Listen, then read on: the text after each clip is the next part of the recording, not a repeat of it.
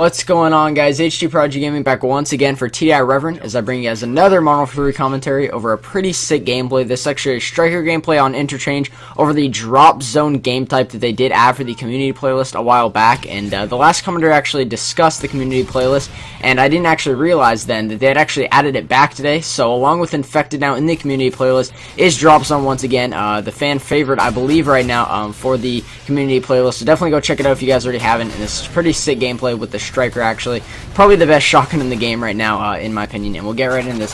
So today I want to talk to you guys about Reverend's history of gaming. He said this topic was really close to him, and he really wanted me to do a full commentary on it, where I go fully in depth and kind of start from the beginning and work to where he is today, which is with the direct impact and the team he's grown to.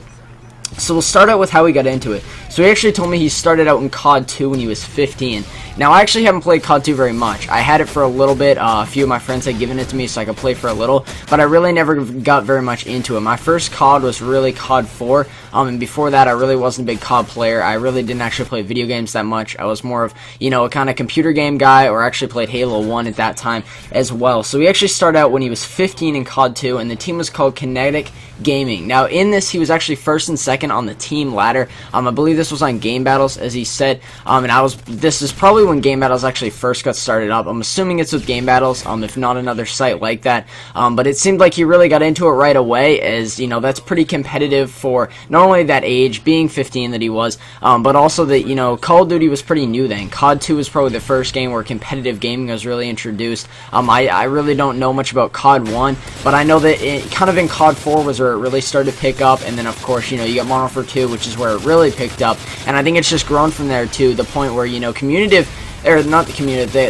competitive community is almost, growing as large as the actual community. It is always going to be smaller, as there's a lot of people, that will just not play to that level because they either choose not to, or, they're just not physically that good at gaming. But I think it's amazing how much we've grown as a community and able to create just an area, almost a genre in a way, of just competitive gaming where, the best of the best come and they can play people, just as good as them, better and grow, or people that maybe aren't as good and still, do well. And I think interesting things like that, and it's got that level where it's a lot more fun if you can play people that are same skill level as you, or even better, because it does help you grow. So after that, he moved on to COD 3. I'm assuming that was towards the end of COD 2 where that team kind of started up.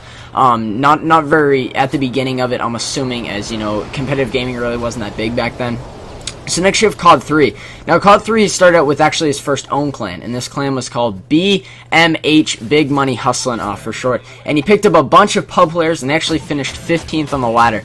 So pretty good, not as good as the first time around, but they were mainly pub players, and he did run the team, I believe, as the full leader. But it was pretty good to finish at 15th, as I'm pretty sure at that point, the competitive community, my mistake, was still growing at that point. Definitely not as big as it was today, but definitely growing to where it has gotten to today. I'm assuming that with each Call of Duty game that comes out, you'll gain a lot more players that have just got introduced to competitive gaming, maybe in the last Call of Duty, or they really just got into it just playing it, and you'll have some people that leave it just because they don't enjoy it anymore or something like that. But it definitely grows every Call of Duty game, especially the good ones. I know Black Ops really stepped it up a notch with all the competitive players that really got into it and all the teams that got into it. And now we'll move on to the next part. So after the first season, he actually got recruited by TMNT, or SOTB, and he actually played with them until COD 4, and they actually won the beta ladder for COD 4, so that's a pretty big deal to win a full beta ladder, as that's pretty much first place at that point. After this, he actually moved on to COD 5, and he actually switched to the hardcore ladder. Now, I've seen a lot of players who can actually make that transition and do a very nice job at it. Me, however, personally, I don't do good with transitions like that, moving from game battles, which I usually do, playing in, just default playlist, moving to hardcore. For some reason, I've never really done well in hardcore. It just wasn't my thing, and he was on I4 and I when he was at that point. Now, once COD 5 died out, he actually moved on to Modern Warfare 2, and he joined back up with SOTB a bit later after that. But before that, he actually joined up with a team, a crew. I'm not exactly sure what all their names were, but it was like KILK and KLAK, a lot of K's in there. and they were actually third on the ladder, and they ended up going 120-13, which is a pretty amazing record for COD 5 or Modern Warfare 2. That was at that point. After this, he actually became the leader of the team, and then the leader actually moved off the team. He didn't become the leader, sorry. And the leader had actually split off and wasn't able to run anymore as he was joining the army, so they split off at that point. After that, he actually joined SUD, Straight Up Dirty for short, and they actually ranked second on the variant ladder. Now, for those people who don't know, variant is very similar to default, just a few of the settings are changed, and it's primarily what the circuit runs by, being that, you know, there's a little bit less game types involved in it. The maps are a little bit stricter with what maps are chosen, and the settings are just, you know, changes slightly. They actually ended up going 102-1 and ranked second on that ladder, which is, it's an amazing score, only losing one game. So they're definitely up pretty high in that. On the second place is actually pretty sweet. So after that, the same thing kind of happened, sadly, and the team did split up. And at that point, it was time for Black Ops, as Modern Warfare 2 was nearing to an end. So once he hopped on Black Ops, he actually started his second own team, and he called it Mafia. Now, they were actually ranked 24th on the team ladder and ended up going 73-5 once again in variant. After this, he actually got a huge offer by the OG Clan, or Clan Cleaning Products, Original Gaming, and he actually became a good friend and a longtime friend of a few other members, Pac-Man, just to name one, and they actually ended up going 560-80. They were actually that in COD 5, so he couldn't pass it up, so he joined that, and they had a really great leader, and he enjoyed playing that for a while.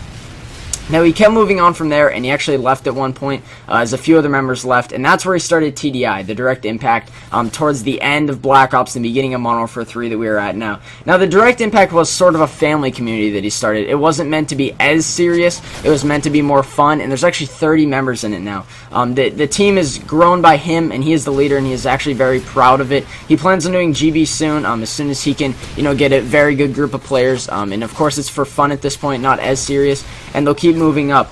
He wanted me to really say that, you know, he's very proud of TDI. He's grown to that, and it's more fun at this point and not as serious. But when he talked to me about this, it seemed like he really enjoyed all this. He moved from, you know, really great teams to really great teams, and was able to grow over time. He started, as I said, when he was 15, back on COD 2, and I think it's amazing how far it's come from there. When you think of COD 2 being multiple years ago, and they've moved, you know, to COD 3, COD 4, a great game. You know, you have World at War, Modern Warfare 2, and Black Ops, and Modern Warfare 3 now as well, and now we're already looking at another Call of Duty game in the future, and I think it's amazing to see how series kind of move, how, you know, people switch over to other games, some people stay, the community grows, and I think it's amazing how people can kind of rally and create this community. I mean, if you look at YouTube alone, the way the community has grown at this point, you're looking at, you know, upwards of 2 million, probably even more than that at this point. People in the community that, you know, watch these YouTube videos, and they enjoy watching them, they enjoy listening to these topics, you know, almost from random strangers in a way. And I think it's amazing how we've been able to grow this community, and, you know, we all support each other. If, you know, someone has a really large issue, you see so many channels go to help them out. You know, the biggest problem today with hacking and stuff like that is it's bound to happen by people, and I think it's amazing how we've grown to work together. You know, when someone gets hacked, probably, you know, 20, 30 people will post videos saying, you know, go check out their new channel whenever they have to do, and I think it's amazing how we've done that. It's not necessarily one person, you know, everyone's kind of one person. It's more of us as a group. I think community channels do a great job with that, and that's kind of the community that Reverend has been trying to grow at this point with the Direct Impact. So I'm pretty sure you can contact him if you're interested in learning more about that. From what I know, it's sort of a clan in a way, but more of a community, something to have fun with, not as serious. As he said, he will be starting at game battles soon, as he probably still has that competitive drive in him from playing on all those teams. But I think it's just amazing in a way how large the community has grown. You look at how many people enjoy playing it, and then you also have the competitive community. So I think it's amazing how we've kind of split off in a way and created our own groups, but together we're still, you know, one huge group. And I think it'll continue growing with the next Call of Duties. I believe the next COD is actually going to be Black Ops 2. From what I've been told, Schreier did say that they're actually going to make a sequel to Black Ops 1, which I'm assuming, you know, just by inferring, would be a Black Ops 2, as that would, you know, that would make the most sense from that point. But they've also released news of other Call of Duties. You know, it's all spectacle, though, or, you know, I don't really know the word I'm looking for, but you guys know what I'm saying, where, you know, a lot of people will make stuff up, you know, to try and, you know, get their opinion out there, but in a lot of ways, a lot of things that people come up with could be true, and we don't really know yet. But hopefully the next Call of Duty continues to grow and continues, you know, to help the community expand and become, you know, as great as possible. So thank you guys for watching. Once again, I'm HDProdigyGaming for TDi Reverend. Thank you guys for watching this. It was very important to him that I tell you guys the whole history of his gaming. I think it's amazing how far he has grown, so definitely check him out. This will be on his channel, so definitely subscribe, like the video, leave some feedback, and I'll see you guys later. Thank you guys for watching. Peace out.